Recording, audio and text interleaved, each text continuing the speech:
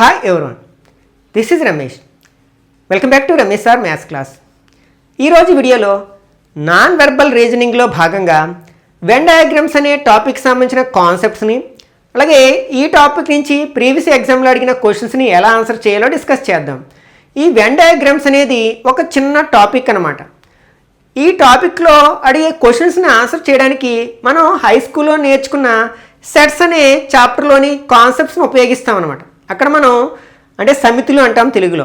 అక్కడ ఆ సెట్స్ని రిప్రజెంట్ చేయడానికి అంటే డయాగ్రమెటికల్గా రిప్రజెంట్ చేయడానికి ఈ వెన్ డయాగ్రామ్స్ని ఉపయోగించేవాళ్ళు అనమాట.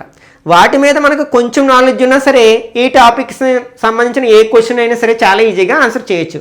ఒకసారి మనం టాపిక్స్ గురించి మాట్లాడుకున్నట్లయితే మనం ఒక్కొక్క సెట్ని ఒక్కొక్క సర్కిల్తో రిప్రజెంట్ చేస్తూ ఉంటాం అనమాట సమితులు అనే చాప్టర్లోని. ఇక్కడ మనకి ఈ సమితుల్ని సూచించడానికి డిఫరెంట్ జామెట్రికల్ షేప్ను ఉపయోగిస్తారు. ఈ టాపిక్లో భాగంగా అడిగే క్వశ్చన్స్లో అనమాట. సర్కిల్, ట్రయాంగిల్స్, స్క్వేర్స్, రెక్టాంగిల్స్ ఇట్లాంటివి రకరకాల ఫిగర్స్ ఉపయోగిస్తూ ఉంటారు అనమాట. కాకపోతే కాన్సెప్ట్ సేమ్ అనమాట. ఫస్ట్ మనం సర్కిల్ని బేస్ చేసుకుని కాన్సెప్ట్స్ అర్థం చేసుకోవడానికి ప్రయత్నిద్దాం. ఇక్కడ ఫర్ ఎగ్జాంపుల్ ఇక్కడ మనకి ఒక క్లాసులో కొందరు అంటే టీ తాగేవాళ్ళు కొందరు ఉన్నారనమాట. అట్లాగే కాఫీ తాగేవాళ్ళు కొందరు ఉన్నారనుకున్నాం. వాళ్ళు రెండు తాగేవాళ్ళు కూడా ఉండొచ్చు కదా.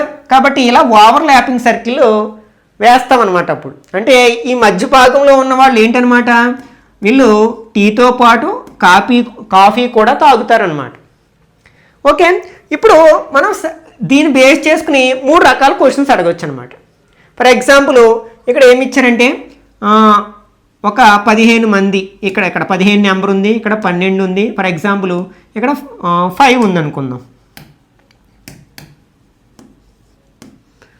ఇప్పుడు దీన్ని బేస్ చేసుకుని అంటే మొదటి సర్కిల్ ఏమో టీ తాగే వాళ్ళని రిప్రజెంట్ చేస్తుంది, రెండవ సర్కిల్ ఏమో కాఫీ తాగే వాళ్ళని రిప్రజెంట్ చేస్తుంది.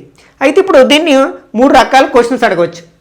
ఫర్ ఎగ్జాంపుల్ కేవలం టీ మాత్రమే తాగే విద్యార్థులు ఎంతమంది అని అడిగారు అనుకోండి, అప్పుడు మనం ఆన్సర్ ఏం చెప్పాలంటే 15 చెప్పాలి. టీ మాత్రమే అంటే అందులో కాఫీ తాగే వాళ్ళు ఉండకూడదు అనమాట. అంటే ఇంకా ఈ భాగంలో ఉన్నవాళ్ళు అంటే అప్పుడు ఆన్సర్ ఏమవుతుంది 15 అవుతుంది. అలా కాకుండా టీ తాగే వాళ్ళు ఎంతమంది అన్నారు అనుకోండి, అప్పుడు 15 చెప్పకూడదు. అక్కడ కాఫీతో సంబంధం లేదు, మనకి మాత్రమే అనే పదం లేదు కదా, కేవలము, మాత్రమే ఇట్లాంటి పదాలు, ఓన్లీ అనే పదాలు లేనప్పుడు ఇప్పుడు టీ తాగే వాళ్ళు ఎంతమంది ఉన్నారు ఆ తరగతిలో అన్నాడు అనుకోండి, అప్పుడు టీకి సంబంధించిన సర్కిల్ ఏంటి ఇది కదా. ఈ సర్కిల్లో ఉన్న మొత్తం అందరూ టీ తాగేవాళ్ళే. అంటే ఈ 15 + 5 ఎంత అవుతారు, అప్పుడు 20 మెంబర్స్ ఆన్సర్ అవుతుంది. ఓన్లీ టీ మాత్రమే అంటే అప్పుడు 15 ఆన్సర్ అవుతుంది అనమాట. అలా కాకుండా కాఫీ తాగేవాళ్ళు ఎంతమంది అంటే ఇప్పుడు కాఫీకి సంబంధించిన సర్కిల్ ఇది కదా, దీంట్లో ఉన్న వాళ్ళందరూ వచ్చేస్తారు. అంటే 5 + 12 17 ఆన్సర్ అవుతుంది. అలా కాకుండా ఓన్లీ కాఫీ తాగేవాళ్ళు మాత్రమే ఎందరూ అన్నారు అనుకోండి, అప్పుడు మనం ఈ భాగంలో ఉన్న వాళ్ళు మాత్రమే తీసుకోవాలన్నమాట. ఓన్లీ అందులో మనకి టీ తాగే వాళ్ళు ఉండకూడదు. అంటే ఇంకో ఈ భాగంలో ఉన్న నెంబర్ని తీసుకోవాలి. అంటే అప్పుడు 12 మాత్రమే అవుతుంది అనమాట. అలా కాకుండా రెండింటినీ తాగేవాళ్ళు ఎంతమంది అంటే అప్పుడు ఈ మధ్యలో ఉన్న భాగాన్ని చూడాలి మనం. ఈ మధ్యలో రెండింటికి కామన్గా ఉన్న పోర్షన్లో ఉన్న వాళ్ళు మాత్రమే చూడాలన్నమాట. ఇదే సమయంలో మనకి 3 అంటే 3 టాపిక్స్ని బేస్ చేసుకుని కూడా ఉండొచ్చు కదా. ఫర్ ఎగ్జాంపుల్ ఒక తరగతిలో అంటే ఇదేమో కబడ్డీ ఆడేవాళ్ళు, ఇదేమో క్రికెట్ ఆడేవాళ్ళు, ఇదేమో వాలీబాల్ ఆడేవాళ్ళని సూచించింది అని కింద మధ్యలో కొన్ని నెంబర్స్ ఇచ్చారు.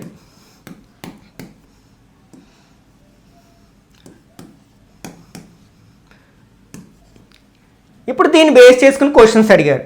ఎలా క్వశ్చన్స్ అడగచ్చు, ఇక్కడ మనం ఒకసారి డయాగ్రామ్ స్టడీ చేస్తే మనకి ఫర్ ఎగ్జాంపుల్ 3 ఆటలు ఆడేవాళ్ళు ఎంతమంది అని అడిగారు అనుకోండి, అప్పుడు 3 సర్కిల్స్కి కామన్గా ఉన్న పోర్షన్ చూడాలి. 3 సర్కిల్కి కామన్గా ఉన్న పోర్షన్ ఏంటి, ఇది.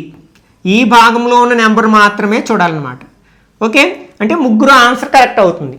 అలా కాకుండా ఓన్లీ కబడ్డీ మాత్రమే, కేవలం కబడ్డీ మాత్రమే ఆడేవాళ్ళు ఎందరూ అన్నారనుకోండి, అప్పుడు ఏం చేయాలి, ఇంకో ఈ భాగం ఇంకా మిగిలిన సర్కిల్ ఏ భాగానికి చెంది ఉండకూడదు, ఓన్లీ కబడ్డీకి మాత్రమే చెందిన వాళ్ళు. ఎంతమంది అనమాట, 10 మంది ఉన్నారనమాట.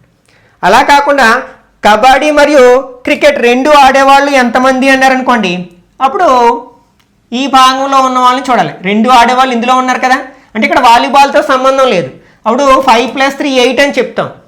ఇక్కడ ఏంటి, కబడ్డీ ఆడుతూ, కబడ్డీతో పాటు క్రికెట్ ఆడుతూ వాలీబాల్ ఆడని వాళ్ళు ఎంతమంది ఉన్నారనుకోండి, అప్పుడు మనం ఈ భాగంలో మాత్రమే చూడాలన్నమాట. అంటే ఈ రెండింటికి కామన్గా ఉండాలి, ఇందులో ఉండకూడదు. కాబట్టి ఈ సర్కిల్లోకి రానిది నెంబర్ ఏంటి, 5 అనమాట. ఓకే, నెక్స్ట్ ఫర్ ఎగ్జాంపుల్ ఇలా అడిగారు, క్రికెట్తో పాటు వాలీబాల్ ఆడుతూ కబడ్డీ ఆడని విద్యార్థులు ఎందరు అనుకోండి, అప్పుడు మనం ఈ నెంబర్ని చూడాలి, ఇందులో ఉన్న భాగాన్ని చూడాలన్నమాట. వీళ్ళు వాలీబాల్ క్రికెట్ రెండు ఆడతారు, కబడ్డీ ఆడరు అన్నమాట. ఇట్లా మనం ఈ టైప్ ఆఫ్ క్వశ్చన్స్ని అడగడానికి అవకాశం ఉందన్నమాట. ఈ వెన్ డయాగ్రామ్స్ అనే టాపిక్ని బేస్ చేసుకుని మనం ఇప్పుడు క్వశ్చన్స్ డిస్కస్ చేద్దాం, మీకు ఇంకా క్లియర్గా అర్థమవుతుంది. ఒకసారి ఫస్ట్ క్వశ్చన్ అబ్జర్వ్ చేసినట్లయితే ఇక్కడ మనకి ఇచ్చిన రేఖాచిత్రాన్ని జాగ్రత్తగా అధ్యయనం చేయండి మరియు ప్రశ్నకు సమాధానం ఇవ్వండి. ఇక్కడ మనకి వివిధ విభాగాలలోని సంఖ్యలు వ్యక్తుల సంఖ్యను సూచిస్తాయి. ఇక్కడ సర్కిల్స్ ఇచ్చారు ఈ వెన్ డయాగ్రామ్లో, ఇంతకు ముందు చెప్పుకున్నట్టు 3 సర్కిల్స్ ఇచ్చారనమాట. అవి 3 కూడా ఒకదాని ఒకటి ఇంటర్సెక్ట్ చేసుకున్నట్టు అండి, ఓవర్ ల్యాపింగ్ సర్కిల్స్ అంటాం అనమాట. ఈ మొదటి సర్కిల్ ఏమో సోషల్ వర్కర్స్ అంటే సామాజిక కార్యకర్తలను సూచిస్తుంది. ఈ రెండవ సర్కిల్ ఏమో ఇంజనీర్లను సూచిస్తుంది అనమాట. ఈ కిందన్న మూడవ సర్కిల్ ఏమో రాజకీయ నాయకులను సూచిస్తుందట. ఇప్పుడు అడిగిన క్వశ్చన్ ఏంటంటే, రాజకీయ నాయకులు కానీ అంటే రాజకీయ నాయకులు కాకూడదు, అంటే ఈ సర్కిల్లోకి రాకూడదు. సామాజిక కార్యకర్తలు అయిన ఇంజనీర్లు అంటే సామాజిక కార్యకర్తలు అవ్వాలి, ఇంజనీర్లు కూడా అవ్వాలి. అంటే సోషల్ వర్కర్స్ అండ్ ఇంజనీర్స్ రెండూ అవ్వాలి, కానీ వాళ్ళలో రాజకీయ నాయకులు ఉండకూడదు. అంటే ఈ రెండు సర్కిల్కి కామన్గా ఉన్న పోర్షన్ చూడాలి, కానీ అందులో ఈ సర్కిల్ ఉండకూడదు. అలాంటి పోర్షన్ ఏముంది, ఇంకో ఇక్కడ ఉంది కదా, కాబట్టి ఇక్కడ ఆన్సర్ ఏమవుతుందంటే 2 అవుతుంది అనమాట. అది ఎక్కడుంది, మనకి ఫస్ట్ ఆప్షన్లో ఉంది కదా, కాబట్టి ఇది కరెక్ట్ ఆన్సర్ అవుతుంది. నెక్స్ట్ సెకండ్ క్వశ్చన్, ఇచ్చిన చిత్రపటాన్ని జాగ్రత్తగా పరిశీలించండి, తదుపరి ఇచ్చిన ప్రశ్నకు సమాధానం ఇవ్వండి. వివిధ విభాగాల్లోని సంఖ్యలు మాధ్యమిక పాఠశాలలోని విద్యార్థులకు సంబంధించిదా మరియు ట్రైహానర్ సమూహంలోని వారి హాబీస్ సాధారణ ఎంపికలను సూచిస్తాయి. ఇక్కడ కూడా మనకి 3 సర్కిల్స్ ఇచ్చారు. ఈ సర్కిల్లో ఉన్నవాళ్ళు యాపిల్ జ్యూస్ని ఇష్టపడేవాళ్ళు అనమాట. ఈ సర్కిల్లో ఉన్నవాళ్ళు మిల్క్ షేక్ని ఇష్టపడేవాళ్ళు, కింది సర్కిల్లో ఉన్నవాళ్ళు కోకా కోలాని ఇష్టపడేవాళ్ళు. దీన్ని స్టడీ చేసి ఇక్కడ క్వశ్చన్కి ఆన్సర్ రాయాలి. క్వశ్చన్ ఏంటంటే, మిగతా పానీయాలతో సంబంధం లేకుండా అంటే మిగిలిన వాటితో మనకు సంబంధం లేకుండా వాటి గురించి మనం ఆలోచించకూడదు అనమాట. మిల్క్ షేక్ను ఎంచుకునే విద్యార్థులు ఎంతమంది అంటే మిల్క్ షేక్ను త్రాగే వాళ్ళు ఎంతమంది అంటున్నారు. ఇక్కడ కండిషన్ ఏమీ లేదు, మిల్క్ షేక్ మాత్రమే అని కానీ లేకపోతే యాపిల్ జ్యూస్ గురించి కానీ కోకా కోలా గురించి కూడా మాట్లాడలేదు. ఓన్లీ మిల్క్ షేక్ గురించి, మిగిలిన వాటి గురించి ఏమి డిస్కస్ చేయలేదు. మిల్క్ షేక్ను తాగేవాళ్ళు ఎంతమంది అంటున్నారు. మిల్క్ షేక్ సంబంధించిన సర్కిల్ ఏంటి ఇక్కడ, ఇంకో ఈ సర్కిల్. అప్పుడు ఏం చేయాలి, మనం ఈ సర్కిల్లో ఉన్న అన్ని నెంబర్స్ని కలిపేయాలి, అప్పుడు మనకు కావాల్సిన ఆన్సర్ వస్తున్నాడు. ఇక్కడ కండిషన్ ఏమీ లేదు కదా, అంటే మనకి 70, 35, 31, 38 అన్ని నెంబర్స్ కలిపితే 5 + 1 6 + 8 14 4 1 8 11 14 17 అంటే 174 మెంబర్స్ ఉన్నారనమాట. అది ఎక్కడుంది, మనకి 4th ఆప్షన్లో ఉంది కదా, కాబట్టి ఇది కరెక్ట్ ఆన్సర్ అవుతుంది అనమాట. ఓకే, నెక్స్ట్ థర్డ్ వన్, ఇచ్చిన వెన్ రేఖాచిత్రాన్ని పరిశీలించండి, దాని కింద ఇచ్చిన ప్రశ్నకు సమాధానం ఇవ్వండి.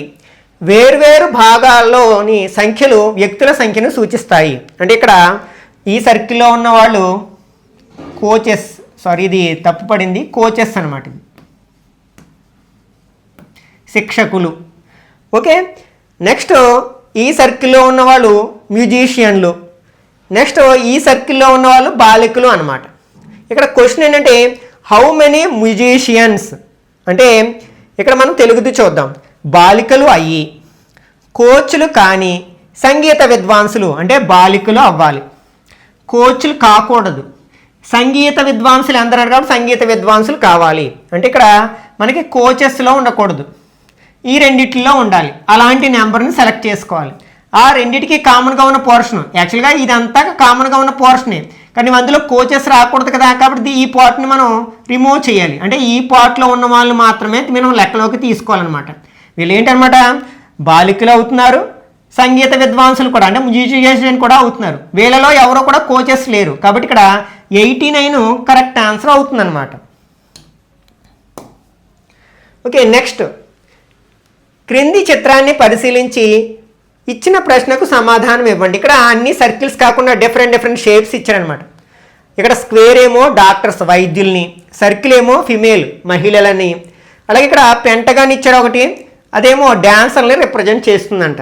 అయితే క్వశ్చన్ ఏంటంటే ఎంతమంది మహిళా డాక్టర్లు డ్యాన్సర్లుగా ఉన్నారు అంటే వాళ్ళు మహిళలు అవ్వాలి, డాక్టర్లు అవ్వాలి, డ్యాన్సర్లు కూడా అవ్వాలన్నమాట. అంటే మూడింటికి కామన్గా ఉన్న పోర్షన్లో ఉన్న నెంబర్ని మనం పికప్ చేసుకోవాలి. 3 పార్ట్లకి అంటే స్క్వేర్కి, సర్కిల్కి అండ్ పెంటగాన్కి మూడింటికి కామన్గా ఉన్న పోర్షన్ ఏదో చూడండి ఒకసారి. ఈ భాగాన్ని పరిశీలించినట్లయితే ఇందులో మనకి సర్కిల్ ఉంది, స్క్వేర్ ఉంది, అట్లాగే పెంటగాన్ ఉంది. కాబట్టి ఇక్కడ కరెక్ట్ ఆన్సర్ ఏమవుతుందన్నమాట 53 అవుతుందన్నమాట. అది ఎక్కడుంది? ఫస్ట్ ఆప్షన్లో ఉంది కదా, కాబట్టి ఇది కరెక్ట్ ఆన్సర్ అవుతుంది. ఓకే, నెక్స్ట్ క్రింది చిత్రాన్ని పరిశీలించి దాని కింద ఇచ్చిన ప్రశ్నకు సమాధానం ఇవ్వండి.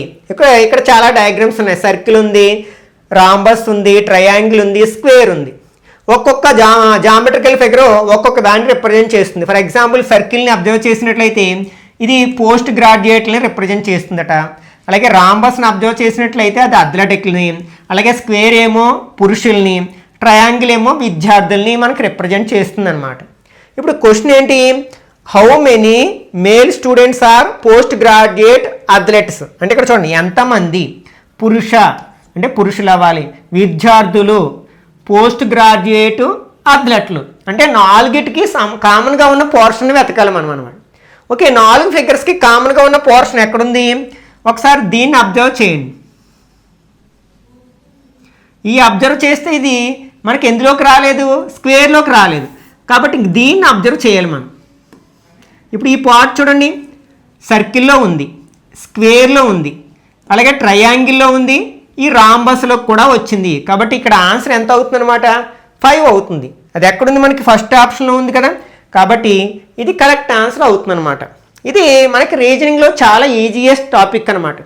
ఈ టాపిక్ నుంచి అడిగే క్వశ్చన్ మనం ఎట్టి పరిస్థితుల్లోనూ రాంగ్ ఆన్సర్ చేయకూడదు అనమాట. ఇప్పుడు నేను చెప్పుకున్న కాన్సెప్ట్ని ఉపయోగించి మీరు సొంతంగా కొన్ని క్వశ్చన్స్ని ప్రయత్నించి చూడండి. ఈ వీడియో నచ్చినట్లయితే లైక్ చేయండి, అలాగే మీ ఫ్రెండ్స్ కూడా షేర్ చేయండి. ఇట్లాంటి మరిన్ని వీడియోస్ కోసం ఛానల్ని సబ్స్క్రైబ్ చేసుకుని రెగ్యులర్గా ఫాలో అవ్వండి.